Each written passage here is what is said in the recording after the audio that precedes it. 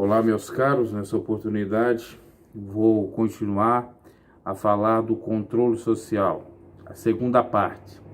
Eu preciso dar o conceito do controle social e falar das ramificações ou dos tipos desse controle social que eu não falei no primeiro vídeo, até porque eu não pensava em fazer uma série, e aí parando para analisar, eu vi que dá para fazer uma série ou minissérie, no mínimo 4, 5 partes sobre o controle social. Bom, o conceito de controle social está ligado, a gente pode resumir assim, para que todos venham entender, do controle de alguém sobre outrem por intermédio de uma lei, ou por intermédio de normas, ditames, daquilo que não pode. Por exemplo, o Estado brasileiro, ele exerce o controle social sobre os brasileiros. O Estado do Rio de Janeiro, que tem a sua própria legislação, Constituição do Rio de Janeiro, exerce o controle sobre os próprios fluminenses. E assim em cada estado, chegando até mesmo nos municípios, que nós temos as leis orgânicas. Então, o controle social está exatamente atrelado à questão de controlar as massas, o povo, para termos a paz social, a harmonia em sociedade, a união, para que o próximo não venha a ser desrespeitado. Em tese, é mil maravilhas a questão do controle social. Mas não é bem assim se a gente parar para analisar com as devidas minúcias na prática. Nós temos 4 tipos de controles sociais. Nós temos o formal, o informal, o externo e interno. Formal, por intermédio das leis, por intermédio de normas institucionalizadas, de instituições, do governo. Onde tiver lei, é ali o controle social formal. Informal, que não tem lei, que está ligado mais à prática de usos e costumes, ao direito consuetudinário. Por exemplo, o controle social, aí entra as igrejas, das igrejas próprias, de instituições que não têm fins lucrativos, por exemplo, ou de normas de etiqueta, como você proceder, como você se procede diante de uma determinada situação, o modo de ter educação, por exemplo, na sala de aula, que a professora diz, olha, para tu ficar quieto agora para você ouvir o que vai ser falado aqui, se for para perguntar, levanta o dedo. Mais ou menos assim é o controle social, que também tem a ver até mesmo com os ditames, as normas não necessariamente formais, às vezes orais, às vezes da prática do costume de uma empresa também. E o controle social externo, ele é praticado geralmente pela polícia, que vigia, que te controla, para ver se você está fazendo tudo de acordo com a lei. Se não está, então ela vai lá e tenta corrigir ou resolver um problema onde há um conflito. Temos outros tipos de controles externos, pode ser não só na questão da segurança em si, mas também uma autoridade, um político, um sujeito religioso, que quando ele chega, ele já faz uma espécie de controle, porque as pessoas têm aquele tipo de reverência a ele, mais ou menos assim. E ainda temos os internos. O controle social interno é aquilo que você absorveu durante o seu processo de educação, por intermédio dos pais, aquilo que fica impregnado na sua memória, na sua vida, na sua alma, na sua psique. Por exemplo, você foi doutrinado que usar determinada roupa em determinado ambiente é inadequado. Então você não usa. Mas aquilo não tem nada a ver com, por exemplo, estar infringindo uma lei, ou até mesmo no próprio ambiente já mudou essa configuração, esse pensamento, já está liberado. Podemos citar várias coisas. Uma coisa, inclusive, que ocorreu comigo no processo de educação. Eu fui orientado, quando menino, a não revidar quando alguém viesse me agredir, a sofrer calado. Um erro, mas do modo que eu aprendi, era o correto. Então aquilo era uma espécie de controle social da minha pessoa.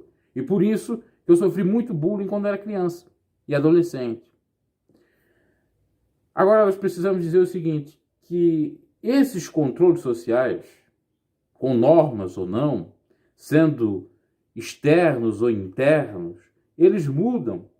Eles têm um processo de evolução ou de mudança histórica. Porque o controle social está ligado necessariamente com a sociedade. Se você está fora de sociedade, você nem é considerado um cidadão, você é considerado um bárbaro, você é considerado uma pessoa de outro planeta.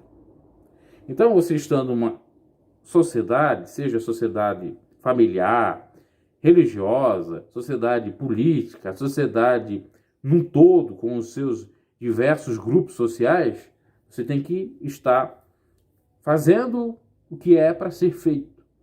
Só que mudam exatamente os costumes, as normas, as leis, e assim sendo, o controle social muda. Por exemplo, outrora no Brasil, era considerado o adultério crime.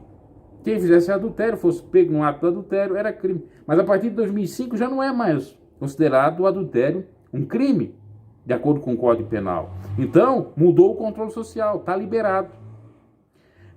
Tínhamos também, no passado, a questão do atentado ao pudor, que a interpretação era de uma mulher ou de um homem que fosse para a praia seminus. A mulher com tanga ou com biquíni, o homem com sunga ou algo semelhante. Isso na década de 40. Era uma interpretação do Código Penal que era dessa época. Hoje em dia não é mais, porque os banhistas vão com trajes de banho cada vez até mais minúsculos, principalmente do lado das mulheres. Então mudou o controle social. Por exemplo, atualmente nós temos um controle muito forte, que é a turma do patrulhamento ideológico, que seria o nome mais correto, o politicamente correto. Você não pode falar nada que já está lá os patrulhadores para dizer isso, para dizer aquilo e fazer o controle social de você. Não tem nada a ver com norma, porque necessariamente não vem a ser uma infringência ou um desrespeito à norma, ao texto legal, ou algum crime, mas a pessoa achou que estava ofendendo uma minoria, e ela jogou aqui nas redes sociais, aquilo bombou, aí vieram os haters, então jogaram aquilo, fizeram por onde para incriminar alguém. Sempre acontece isso nas redes sociais, principalmente. Até eu estava acompanhando o canal do Zico 10 no YouTube, e ele falava que o pessoal viu ele dentro da casa dele aglomerado no mínimo com mais 10 pessoas. E ali, olha, o Zico é uma pessoa de idade, ele vai pegar o Covid porque não pode ter aglomeração. Ele até se manifestou, essa fratura aí, começou a me encher o saco. E agora eu fiz o teste, não deu nada, não estou com Covid e eu vou para o Japão porque eu sou técnico do Kashima Antlers, ou de um time lá do Japão, e eu estou 100%. Bom, dito isto, a gente dá uma pincelada final, porque na realidade essa segunda parte é mais para falar do controle social em si, do que necessariamente daquilo que a gente vai, vamos dizer assim, desabrochar, falar. Veja bem, o controle social informal tem a ver com a religião. E o meu foco aqui é mais a religião. Ou as instituições religiosas, entidades religiosas, como diz o Código Civil. As ditas cujas, elas exercem o controle social sobre a pessoa. Eu vou citar no mínimo 2 exemplos que eu passei por experiência ou vi pessoas passando por isso. Certa feita eu estava trabalhando como servente pedreiro, como eu disse, estava congregando naquela instituição que você já deve saber qual seja, a Santa IPDA, e lá eu cometi um vacilo, fiquei um pouco incomodado. Aí a pessoa que me viu fazendo aquele vacilo, foi uma indignação lá, eu fiquei incomodado, irritado, iracundo, começou a dizer: olha, você fizer isso aí, você não é crente, você não é cristão, eu vou lá dedurar para o seu pastor, eu vou falar lá com o seu pastor, você dá uma maneirada aí. E na realidade tem a ver até com a questão de eu continuar naquele trabalho, que estava sendo uma espécie de escravidão, entre aspas. Eu não ganhava bem e não era bem tratado, tinha zombaria por parte de alguns, pedreiro inclusive, e eu tive que aturar aquilo tudo porque eu tinha que ter um dinheirinho, eu tinha uma promessa de ganhar, inclusive, um emprego melhor com aquilo e trabalhar na minha área, então eu me sujeitei. E também porque eu tinha que dar o santo disso. E aí, veja bem o que me disseram: eu vou lá contar para o pastor, não é um controle social, porque você não está seguindo as regras. Outro momento que me ocorreu comigo foi com relação a eu não querer estudar, e eu estava com um síndrome de pânico. Eu não dizia isso, mas depois estudando e indo para um psiquiatra, foi constatado isso, mais tarde, obviamente, devia ter ido, inclusive naquele ano, não fui, fazer um tratamento medicamentoso ou terapêutico, nada disso foi feito. E o que ocorre? As que lá estavam na escolas responsáveis, que são as conselheiras, tem até outro nome, não me recordo agora, vamos dizer assim, psicólogas educacionais, ou as psicopedagogas, elas eram as responsáveis por analisar o aluno, para ver se ele estava atento, enfim, controle social, obviamente, isso. E aí perceberam que eu não estava indo muito para a escola, não é porque eu tinha uma psicopatia, era por conta da minha religião, porque eu falava muito da religião, até porque eu me apeguei à religião, ou à questão da fé, espiritualidade, e, né, eu digo até religião, porque eu era bastante fanático também, para tentar atenuar, aplacar aquelas encrencas existenciais que eu tinha, aqueles problemas psíquicos.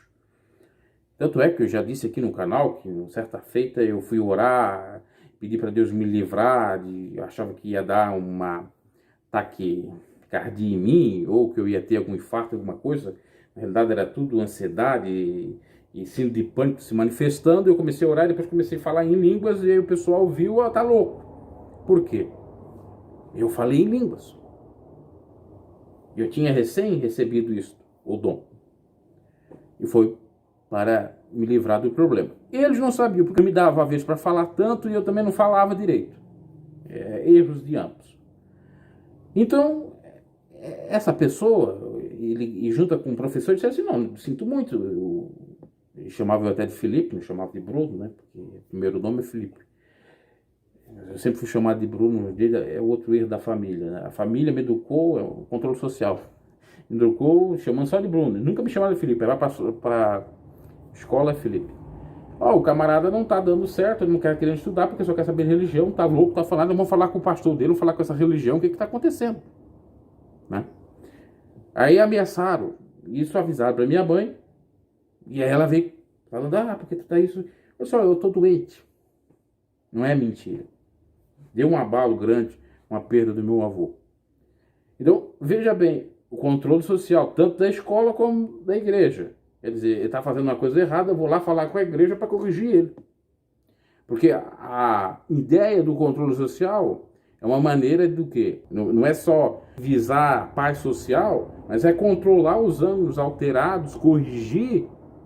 E às vezes nessa correção, nessa reparação, tem alguns erros que se cometem, alguns exageros. E depois eu vi os relatos de outros próprios conhecidos de igreja, que eles dizem: vou contar lá pro teu pai, ou pro teu pai que é pastor, que está fazendo isso, está fazendo aquilo. Controle social. Então, nessa parte, eu vou ficar só com isto, porque para mim desenvolver outras ideias vai ser para outro vídeo, até tá ficando longo esse aí. Abraço, espero que tenha compreendido que venha a ser o controle social e que é exercido por não só religião, mas por todo. Já começa desde quando você nasce, pelos seus próprios pais, e vai indo, né? Em cada grupo que você vai se inserindo, ou se familiarizando, ou entrando, ingressando, você vai tendo ali uma espécie de controle. Você vai para um grupo de natação, lá você tem que seguir as normas de ditames do professor de educação física. Você vai para a escola de inglês, lá você vai aprender de acordo com a professora de inglês, tem que seguir as regras dela. Você vai para a religião ou para a igreja, ou para aprender a tocar música, lá tem os ditames, e assim vai, até a morte, do início até o fim, ok? Abraço e até a próxima.